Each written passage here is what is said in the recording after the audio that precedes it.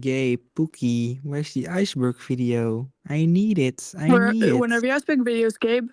I've been waiting for months now. I'm actually losing my sanity. Where is the iceberg? Come on, Where show me is the the iceberg? Where is the iceberg? Where I need it Find out now. when the Iceberg video is being released. What's an iceberg? Fine, I'll do it. When I first made this video last year, I had absolutely no idea what I was signing myself up for. Either in terms of how well it was received, which I'm so grateful for, or in terms of the absolute shit show that will be coming for me in 2024. This year's Iceberg is so difficult to explain that this video is going to be in 3 parts. So strap in, sit tight, it's going to take a while. Today, I'm going to go through the first 3 tiers of the Eurovision 2024 Iceberg and explain some of the madness that took place in Malmö and elsewhere over the last 12 months. As I record this, the Eurovision 2025 Iceberg is already starting as well, so make sure to head over to Reddit to submit items to that if you want to end up in this video at the same time next year. Quickly, before we get into it, make sure that you like and subscribe to the channel if you enjoy the video. You can follow me on Twitter, you can follow my editor Jay over there as well. You can follow me on Instagram too. We also have a Discord server and you can join that if you like. Finally, there's the Patreon. You get part 2 and part 3 of this series a day early, as well as all other videos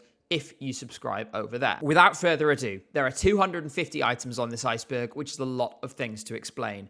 We're going to start from the start. So let's talk about this year's first item, Luxembourg's return. Luxembourg came back to the contest in 2024 after the much trumpeted announcement at the contest in 2023. Things actually worked quite well for them for a first attempt since the 90s. They qualified for the final, they made it onto the left side of the scoreboard and scored over 100 points. They also had a pretty polished national final, though all the songs were very mid. More on that later though. Hopefully we'll get something a bit more diverse next year. Australia is here to stay. The background here is that in 2019, the Australian broadcaster signed a 5-year deal with the EBU to continue participating in the contest, even though their broadcaster is not a full member of the European Broadcasting Union. That deal ran until 2023. That meant that this year, a new deal had to be negotiated for them to continue to participate. The going theory is that this is actually why the list of participants was released so late this year, but more on that in a minute. United by Music. Looking back now, this was really ironic. The EBU made the 2023 slogan for the contest, United by Music, the slogan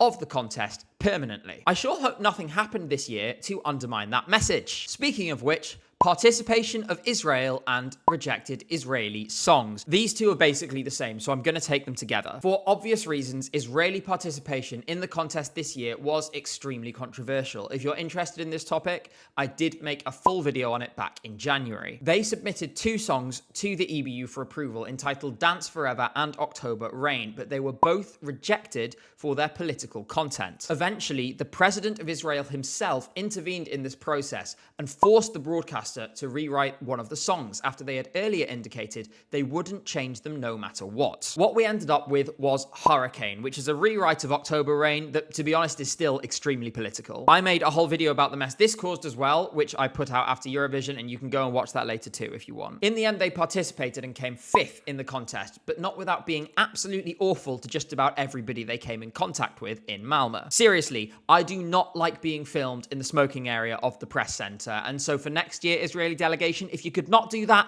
that would be really nice. Romania's withdrawal. When this year's participants list was published, it came with a disclaimer saying that Romania and the EBU remained in discussions over whether the country would participate in the contest this year. It wasn't until January, which is 3 months after the normal deadline to withdraw without penalty, that it was finally confirmed that Romania would not be taking part this year. This decision hinged on a single vote of the board of directors of the Romanian broadcaster, but they voted 5-4 in favour of withdrawing. Loreen wins, Malmö hosts. Last time Loreen won, in 2012, Malmö hosted the contest the following year. This is also what happened this time around. And that's all there is to it. Petra Mjelde hosts. Petra Mjelde hosted the Eurovision Song Contest for the 3rd time in 2024, having previously hosted it in 2016 and 2013. And to be fair, given what a mess this was, she was probably the only one who could have held it together in the end. She was joined by Morlan Ackerman, but to be honest, I think everyone has kind of forgotten she was there. Vis minest Japulup. Nendest narkotikumidest eteme kulmidagi. This was this year's Estonian entry, and it sounded like this.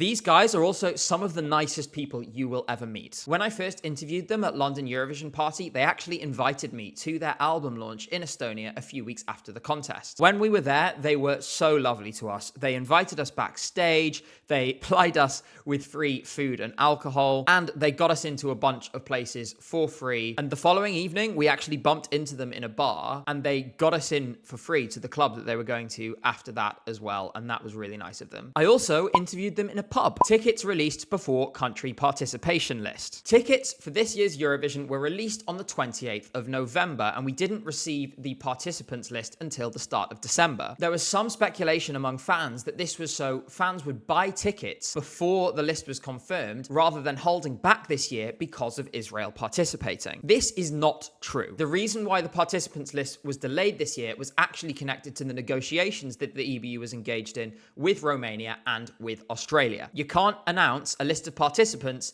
if you don't know who the participants are yet. Year of the Witches. For whatever reason, Eurovision 2024 just had loads of witches. Bambi Thug was witchy, Raven was witchy, Luna was witchy, Gunhild from Gorta was witchy, Megara was witchy.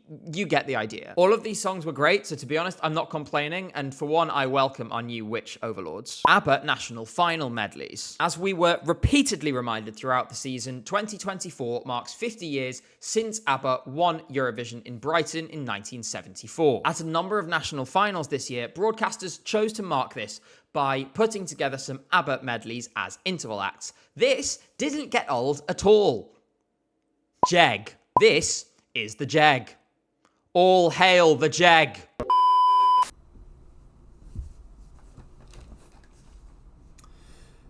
What is a polar bear doing in Arlington, Texas? Hello everyone, my name is Maqwell. If you've never heard of me, I come from the channel called Maqwell, also a really big Nicki stan. I'd like to give a massive thank you to Gabe for inviting me on the channel. Genuinely have no idea why he's done this, but I'm super grateful. But yeah, anyways, let's get into the topic, shall we? Back in 2023, Sweden's Loreen won the competition with her song Tattoo. Me personally, it's a good song, but it's not the best song called Tattoo.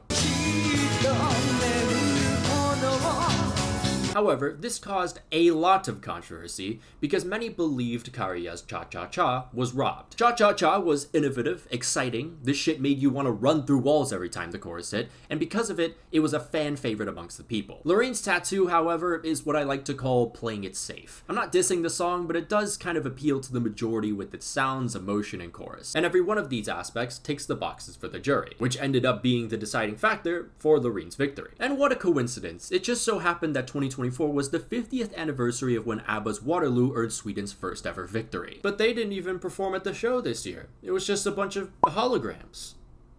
That's kind of lame. Anyways, Loreen and Karia have said there's no beef, and have both gone on to be successful afterwards. But even then, fans are still arguing about this, and it's been over a year now. Being an American Eurovision fan is interesting, because if shit was to hit the fan, you'll wake up to that news, while everyone else has already panicked for a couple hours. And on May 11th, 2024, it was like waking up to Eurovision 9/11. Anyway, hey all 84 of you. There had been speculation the day prior about the Dutch not being in the final, with people posting pictures like the Netherlands not showing up in the grand final order. But now it was official. Joost Klein had been booted from the competition just hours before it was to begin. The EBU stated its reasoning, saying Swedish police were investigating a, quote, complaint made by a female member of the production crew about Joost Klein, and it wouldn't be appropriate for him to participate while the legal process was underway. The vagueness of this statement caused everyone to lose their shit. And rightfully so. For one, Joost Klein's Europapa was the fan favorite. It's so rare for a performance to have such synergy between the artist's infectious aura and the frenzied fans. It genuinely felt like the heart of the competition had just been ripped out so viciously. And another thing, the double standards. Throughout the whole weekend, the Israeli delegation was harassing journalists and artists, and the EBU did fuck all. In fact, they did everything in their power to appease the Israeli delegation, telling people to remove pro-Palestinian makeup, not featuring someone's grand final performance because of their nails. But it would later come out that what actually happened was Joost Klein had reacted aggressively toward a photographer, as they were filming him without his permission, which he had made clear was a boundary of his. The ironic part about this is that the Israeli delegation was taking photos and videos of people without their permission, and the EBU did absolutely fuck all. Then fast forward to just last month, the Swedish prosecution authority closed its investigation because it could not be proven that any act by Yost was causing serious fear or that the artist had any intention of doing so. So it's really just a shame. We were robbed of what could have been an all-timer of a performance this year. But it's even more of a shame when you look into Yost's story. How he lost his father to cancer at just age 12 and then his mother just 1 year later. He had a dream of one day performing at Eurovision and that moment was stolen from him. It's heartbreaking, and if you've listened to his poem Florida 2009, the emotions rip your soul. You can't help but freeze as your eyes start to water and your hope dissipates. In the words of Dutch Eurovision commentator Cornald Maas, fuck the EBU. Fuck de EBU, maar dat zeg ik nu ook. May 10th, 2024. May 10th was the most chaotic day in Eurovision history, partly due to what was just discussed. It would take an entire video to go through why, so luckily I already made that video. Ukraine breaks death slot theory. Ukraine was chosen to perform second in the grand final. This is a position that has typically been associated with pretty terrible results. To date, no country has ever won Eurovision after performing second in the final. That said, Ukraine this year did their best to undo this trend. They scored over 300 points in the televote and came in the top 5 overall. Latvia and Georgia break non-qualification streaks. Latvia and Georgia have not had the best run in Eurovision recently. Before this year, neither of the two countries had qualified since 2016, making them the joint most unsuccessful qualifiers in the contest. I would say that most people were probably expecting Georgia to end that streak this year, but nobody expected Dons from Latvia to qualify. And the crazy thing is, it wasn't even close. He made it through comfortably. Nemo broke the code, the trophy, and their thumb. Nemo won Eurovision for Switzerland and then broke the trophy on stage. In fact, you can hear them break it on the feed.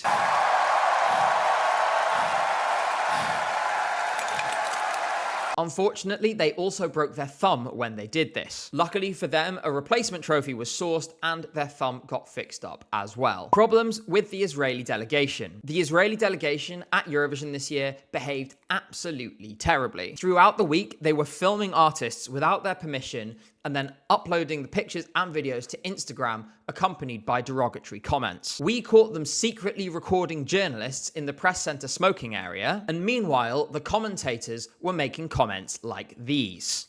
השיר של אוקראינה. המלחמה שלהם כבר פחות מסעירה את העולם, אז זה מה שקרה צריכים לשלוח שירים טובים. תודה לאול אלכסנדר ולנבחרת האגרוף המשונה שלו. עקיבא צריך לקבל את זה. יש גם תומכי חמאס שיודעים לשיר, מה לעשות? מה לעשות?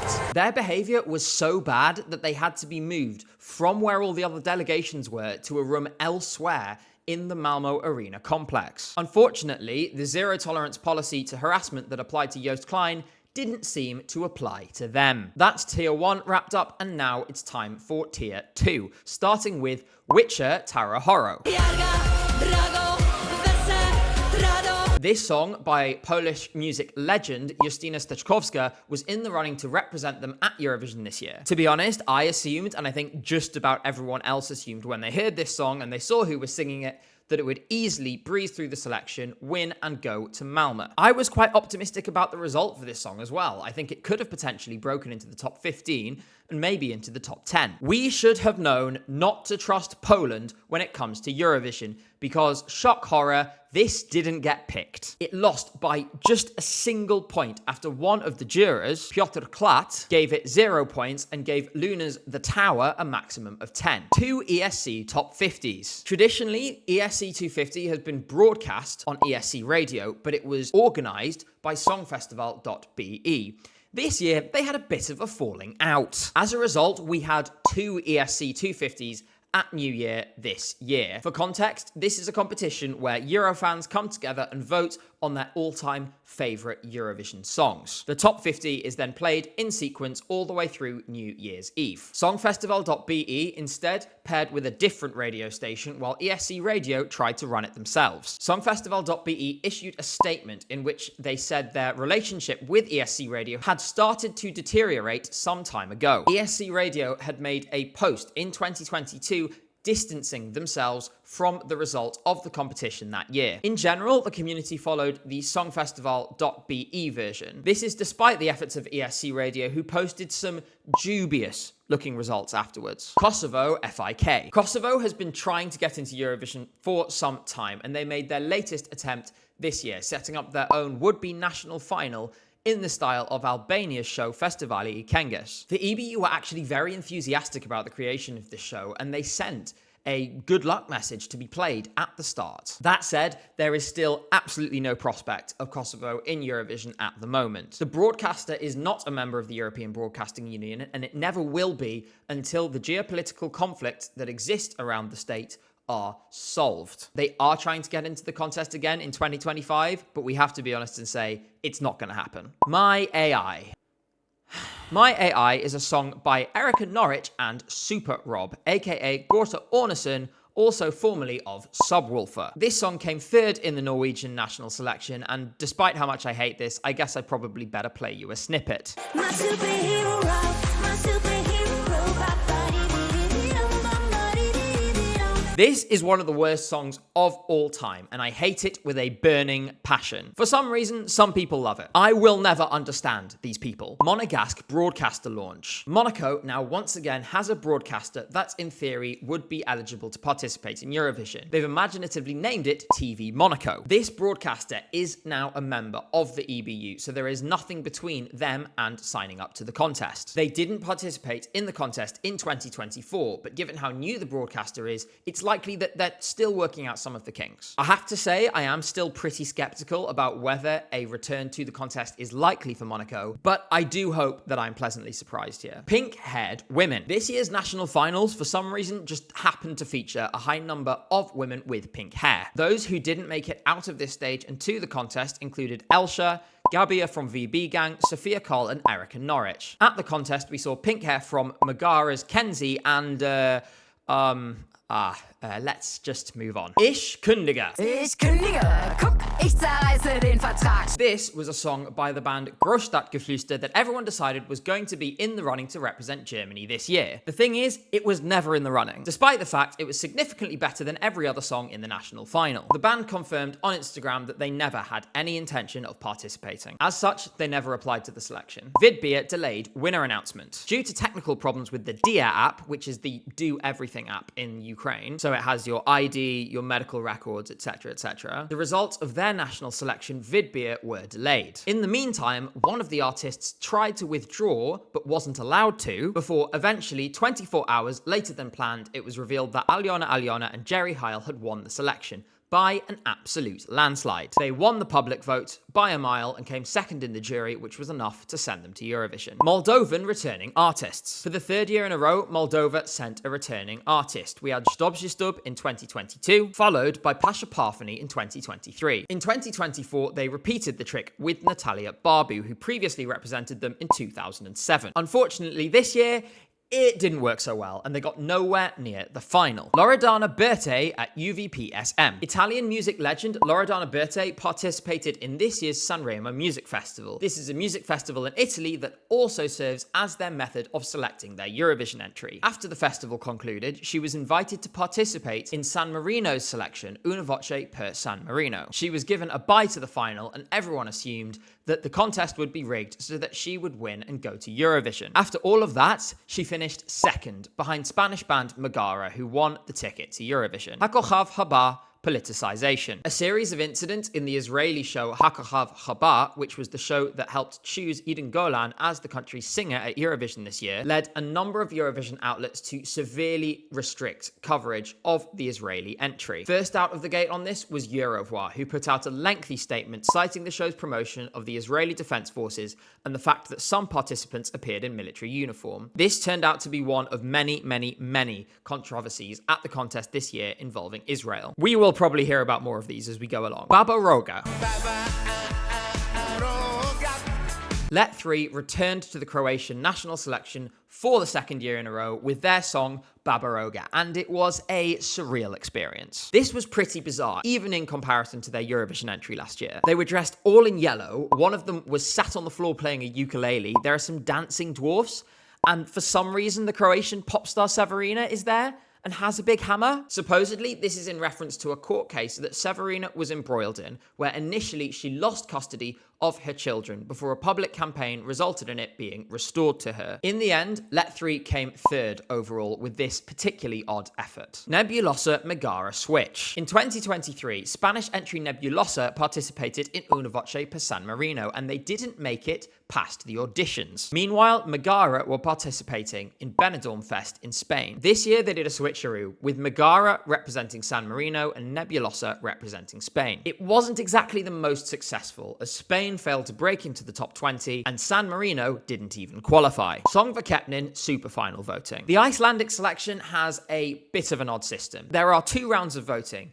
In the first round, you can vote for any of the 5 songs and a jury also rates them, and then the top 2 go through a superfinal. The superfinal is 100% public vote, but you keep all of your votes from the first round. So if you had more votes in the first round, you have an inbuilt advantage going into the second one. Bashar Murad won both with the public and the jury in the first round, and he won by a clear margin. However, in the second round, he lost by a tiny percentage to Hera Björk. It turns out if you attempted to vote through the Sångvakeppnin app, your votes would either be sent to the wrong numbers or with the wrong captions, which meant that they wouldn't necessarily be counted. As a result, hardly any votes were received by SMS at all. Despite the protests of Bashar and his team, the result stood, and Hera ultimately went to Eurovision. It did not go very well. Repetition is the mother of learning. This is a line from a really quite bizarre but also kind of good song from Festivali I Këngës, the Albanian national selection. Sadly, this song and the artist, Luanda Mishi, failed to make it out of the semi-final. Where the title of this item comes from is that during the song, a voice repeatedly says,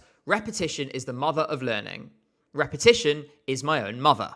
Repetition is the mother of learning. Repetition is my own mother. Unfortunately, the fact that it was interesting and way out of the box and actually stood out as a composition meant that it had absolutely no chance of winning that national final. Giolia SIM cards. Italian singer Giolia posted a tutorial on Instagram during the week of Sanremo demonstrating how to vote for him. He put particular emphasis on the fact that you could vote up to 5 times per SIM card. Initially, this didn't attract all that much attention, but that radically changed after he started posting huge public vote scores. There was nothing in the video that Giolia posted that broke the contest's rules. However, this was seen as controversial because he seemed to be encouraging people to vote from multiple SIM cards. We should also say that a lot of the criticism Giolia faced, it has been stemmed from the fact that he was from southern Italy, and within Italy, there's a lot of classism and discrimination directed to people from that region. In any case, Giolia did not win the show, and instead Angelina Mango went to Eurovision. Aliona Moon withdrawal. Aliona Moon previously represented Moldova at Eurovision in 2013, and she tried again this year very, very briefly. When her song came out, she rocketed straight to #1 on the Eurovision scoreboard app. Therefore, she had the absolute perfect start, the momentum, and was probably the favourite to win the selection,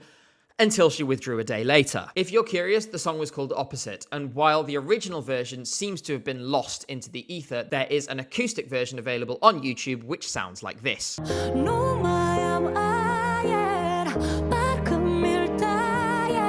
Slovenia cancels national final. Slovenia had originally planned to hold a national final to select their entry for Eurovision this year. In the end, they didn't, and instead internally selected their eventual artist Raven. I can't reveal any names here, but what I do know for sure is that preparations were actually pretty far along, to the point that at least some of the artists who were meant to participate in this show had been told that they would be participating. When Raven's selection was announced, those artists found out at the same time as everyone else. There was an investigation into whether this selection was in any way corrupt, but it eventually came back to find no wrongdoing. Therefore, this is probably more mismanagement than anything else. Baby Lasagna national final landslide. There are landslides, and then there are landslides. The scale of Baby Lasagna's victory in the Croatian national final Dora was absolutely extraordinary. Having already won the jury vote, he then scored 247 points from the public. This was 220 points more than any other song. The final result gave Rim Tim Taggy Dim 4 times as many points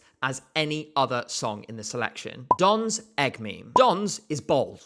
Very, very bold. He spent a lot of time this year making egg-themed jokes around that fact, including this one here. Producer's choice. In previous years, the producers of Eurovision would decide on the running order of the final with only one limitation, which was that Each artist would draw to either participate in the first or the second half of the show. This year, that was loosened slightly. Artists still drew from a hat to determine their fate. That said, only half of the total options in the hat either read first or second half. The other half of them simply read producer's choice. This meant that the producers could put those songs anywhere in the show that they liked. There was a clear attempt to try and kill Ukraine and Israel's televote scores by placing them early on in the show. Given they got more than 600 points in total between them, it's safe to say that this failed. That said, they still managed to indicate pretty clearly that they wanted Croatia, France, or Switzerland to win by giving them slots 21, 23, and 25 in the final. Martin Osterdahl interval act, and also Linda Woodruff. One of the interval acts this year was comedian Sarah Dawn Finer, in character as Linda Woodruff. She sung a song about the executive supervisor of the Eurovision Song Contest, Martin Osterdahl. When Martin licks his lips and says, "You're good to go, you're good to go." The song praised his sex appeal and also his big desk energy. He's the boss of the Grand Prix with his big desk energy. It's just as well then that nothing happened during the week or in the final show that fatally undermined his authority and made the whole thing seem in really poor taste. Rye televote leak. During the credits of semi-final 2, the geniuses over at the Italian broadcaster accidentally printed their televote results on the screen. These results showed a huge landslide victory for Israel. The Italians attempted to play this result off as incomplete, but as the final released result shows, it was pretty close to the truth. In any case, given the Italian broadcaster's general incompetence, nobody was about to believe that story. The revelation that Israel had won the televote in Italy by such an extent immediately dramatically altered their odds to win the contest as they shot to become one of the favourites. It also changed the mood amongst fans from general unease to outright panic. Luckily, the worst possible outcome did not come true. Grinder sound effect. A skit involving this year's host Pietro Mierda and a supposed audience member used the sound effect for notifications on the app Grinder. You can also get some... What was that? I don't know what this is. Well, you get all the information you need if you...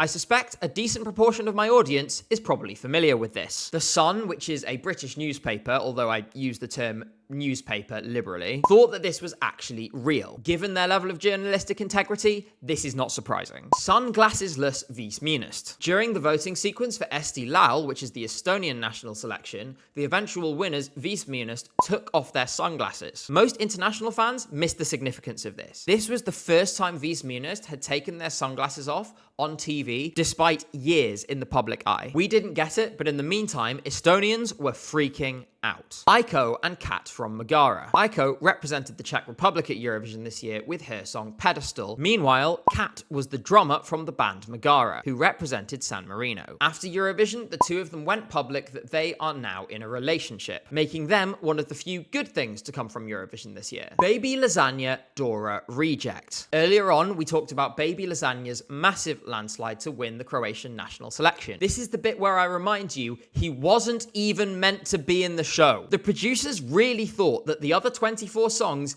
in this selection were all better than this one. And I'm sure that had nothing to do with the fact several of the artists had some kind of links with the broadcaster. Luckily for us, one artist, Zaza, decided to withdraw. The only reason Baby Lasagna came in as a replacement was because he appeared first on the list of reserves alphabetically. This whole affair was a masterclass in how to ensure you get zero credit as a broadcaster despite having one of your best entries of all time. Send the Witch / Crown the Witch. During the Irish national selection, the increasingly drunk audience shouted Crown the Witch throughout the show to show their support for Bambi Thug. After they won the selection, in Malmö, they displayed the words Crown the Witch across the LED screens in the arena after their performance. That's Tier 2 complete, which means it's time to move on to Tier 3. Stockholm Temporary Arena. Stockholm has 3 arenas that in theory are capable of hosting Eurovision. These are the Friends Arena, the Tele2 Arena, and Globen. Unfortunately, all of them were otherwise occupied during Eurovision in a way that could not be changed. That meant, in order to bid for hosting the contest, Stockholm suggested building a temporary arena for 11,000 to 15,000 spectators near the city's port. Unsurprisingly, this bid was not successful. successful. Jury point percent changes. After the 2023 result, where juries essentially made it impossible for anyone other than Sweden to win the contest, there was a lot of debate around whether the balance between televote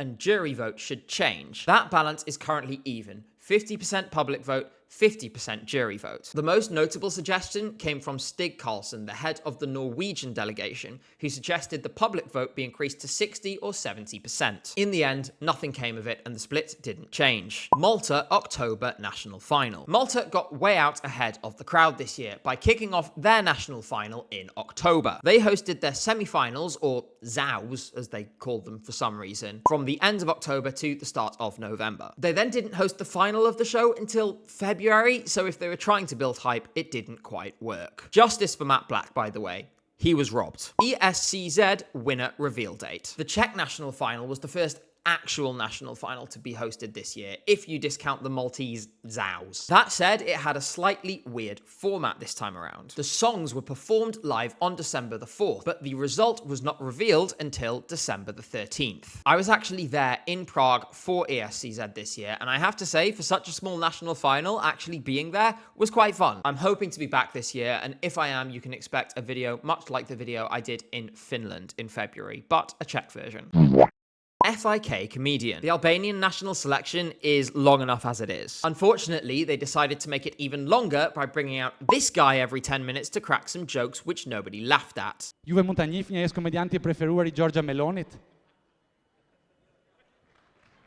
Apparently, these jokes included jokes relating to baths and also a dead terrorist who I won't be naming because I don't want this video to be demonetized, so let's move swiftly on. Macedonian celebration of radio and television. North Macedonia withdrew from Eurovision in 2023 but was widely expected to return this year. In the end, this didn't happen because they decided to instead spend the money they were going to spend on Eurovision on hosting a different event. This was a celebration of 60 years of Macedonian television. Given that that budget was originally allocated though, we have some hopes that maybe we'll see them return in 2025. Apologies for my pronunciation on the next one. Serce Europy, plebiscit na przeboj lata.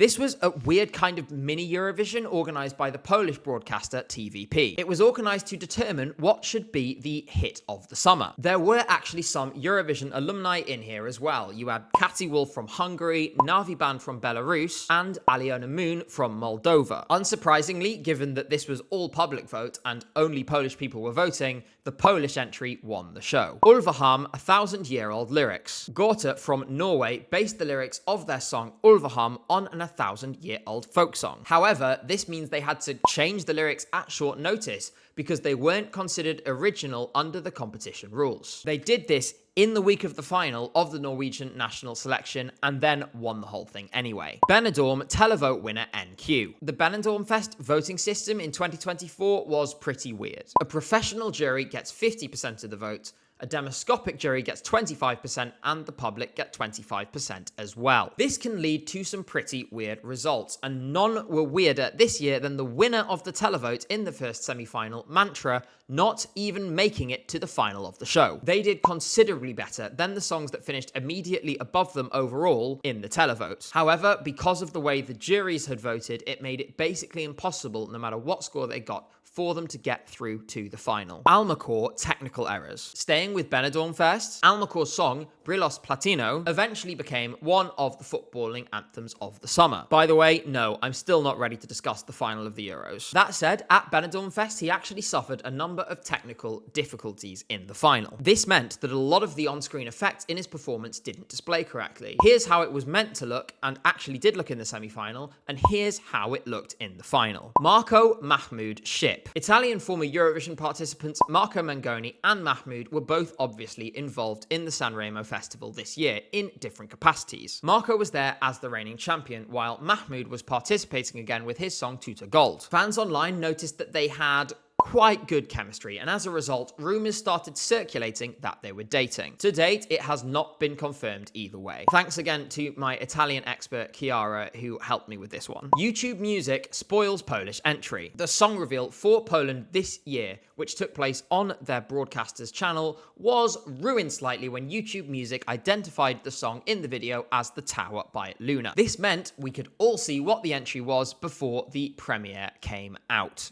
Good job, everyone. Married to Twins. This is a song by Sasha Bogdanov, who we talked about last year. I can't mention his name or read you the lyrics or play a clip of his song, because if I do, he will definitely copyright strike this video and get my channel taken down. Hopefully, the title of the song being Married to Twins will tell you everything you need to know about him. L'amore in bocca, double meaning. Thanks again to Chiara for this one as well. This is another song from the Italian national selection Sanremo. This title is a play on words because there is an Italian expression, l'amaro in bocca, which roughly translates to a bitter taste in the mouth. Meanwhile, this song title translates to love in the mouth. The song tells a story about love which has been lost but with unfinished business. The phrase love in the mouth could also be interpreted as something else. I'll leave that up to your imagination. Broken Snusk streaming manipulation. This one is a bit confusing, but basically, there was an allegation that Frokensnusk, who participated in the Swedish national selection Melodifestivalen, was buying Spotify streams and then doing so to launder money in collaboration with her producer Rasmus Gotzi. They needed to launder this money because it had been procured illegally through gang-related means. The way they would do this would be by buying the streams and then demanding payment from the record label. A bunch of her songs ended up being removed from Spotify before later reappearing. In addition, her distributor, Amuse Records, ended their collaboration with her. One of the songs, confusingly, appeared back on Spotify with a different name and a slightly different tempo, as well as being released by a different label. All of this didn't stop Frokensnusk from coming within an inch of qualifying for the final of the show. Sadly, this year it wasn't to be. First, national final song in Esperanto. This is from San Marino because, of course it is. We had a song in the Esperanto language for the very first time in a Eurovision national final.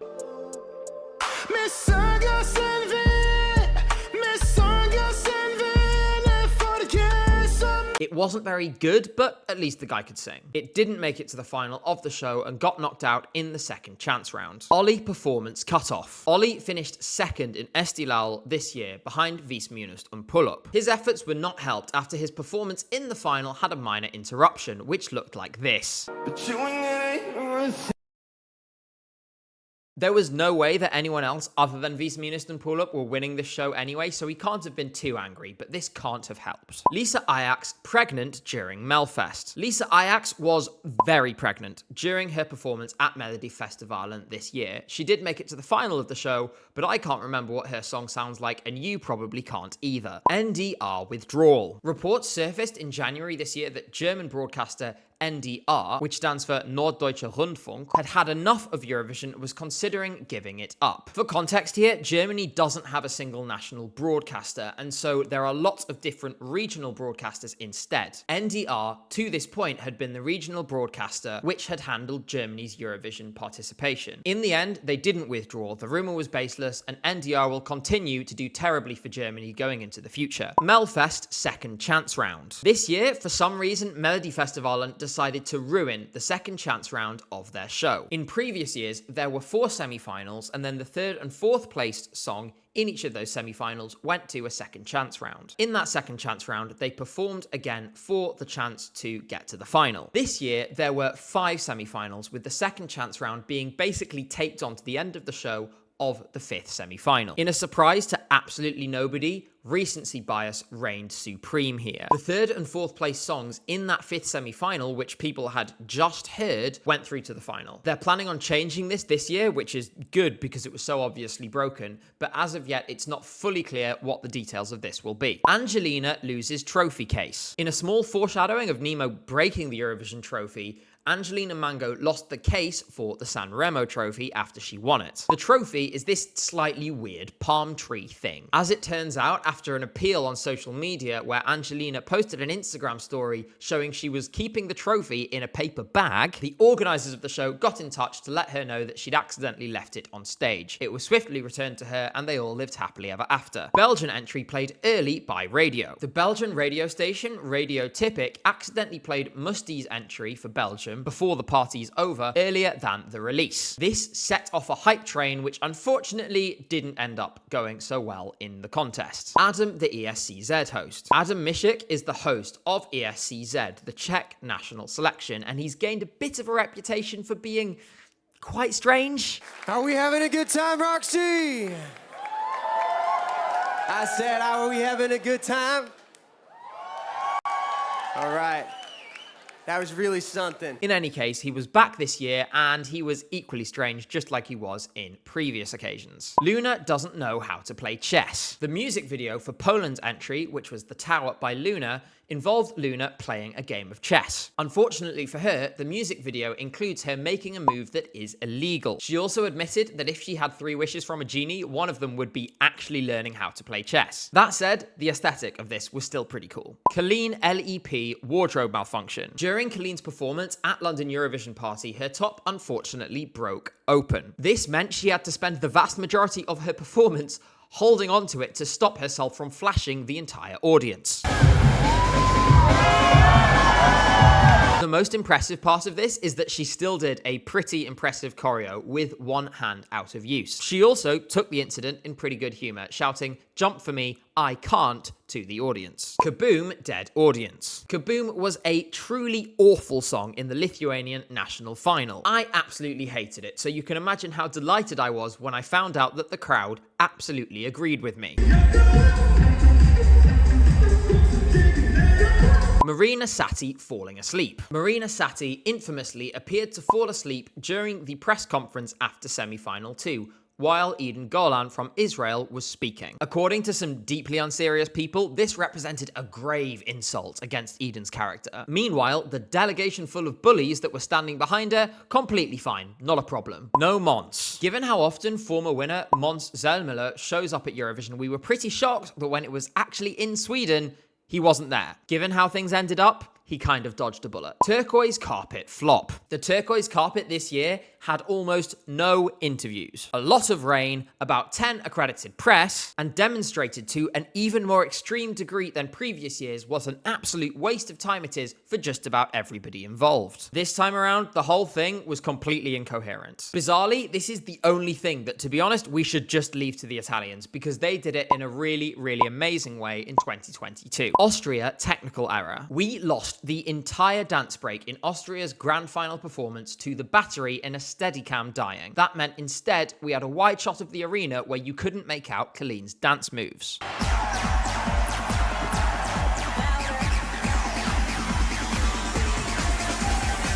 We don't know if Colleen requested to perform again. If she did, she was rejected. Windows 95 Man outfit blur. Windows 95 Man was originally worried he would have to change his name to participate in the contest this year due to the EBU's rules on corporate sponsorship. In the end, he got away with it because he is named after an operating system which apparently is not a brand as such. Unfortunately, the Windows logo emblazoned across his chest had to be blurred out after all. You could say that it turns out that there were rules.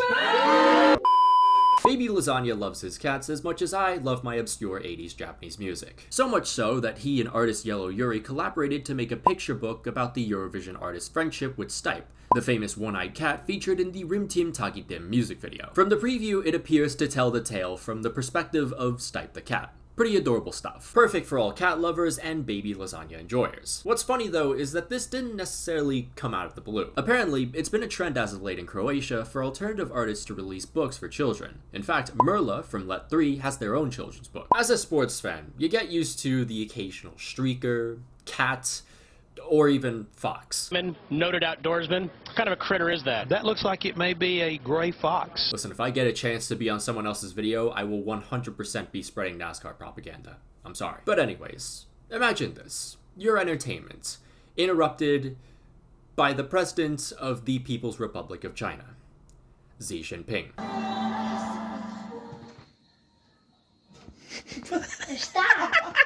During Poland's performance in the first semi-final, Serbian broadcaster RTS abruptly cut to a showing of Xi Jinping landing in the country. Reading some of the comments on a Reddit post, you can see that while Serbian Eurovisions were pretty pissed off, they weren't exactly surprised. Mainly because RTS is a state-owned propaganda channel and has been since the 90s. Serbia also ended up not giving any points to Poland, which attracted some controversy from fans who believed that costed the country a place in the final. However, Poland needed 12 points to qualify, so it wouldn't have really made much of a difference. Caribbean in Eurovision. A cryptic post on Eurovision's socials led to fans speculating that there would be some kind of Caribbean entry into Eurovision this year. This despite the fact that that was very obviously not going to happen. Shortly after, it was revealed that it was simply an announcement of a sponsorship by Royal Caribbean Cruises, shortening the final by an hour. Swedish broadcaster SVT pledged to cut the length of the final of Eurovision by an hour this year. In the end, this proved to be very optimistic. They did manage to cut 20 minutes off the length from 4 hours 15 to 3 hours 55. That said, if they hadn't disqualified the Netherlands, this would have been 4 hours flat. With that, we have made it through tiers 1, 2, and 3 of this year's Iceberg, which brings this video to a close. Part 2 is just 7 days away, and part 3, 7 days after that, and you're going to not want to miss those. Thank you so much to Maqwell for featuring in this video. He does amazing content, and you should go and subscribe to him right now if you haven't already. His channel link will be in the description. I'll see you in 7 days, but in the meantime, make sure you're subscribed to the channel so that you're the first to see it. For now, thank you for watching and take care.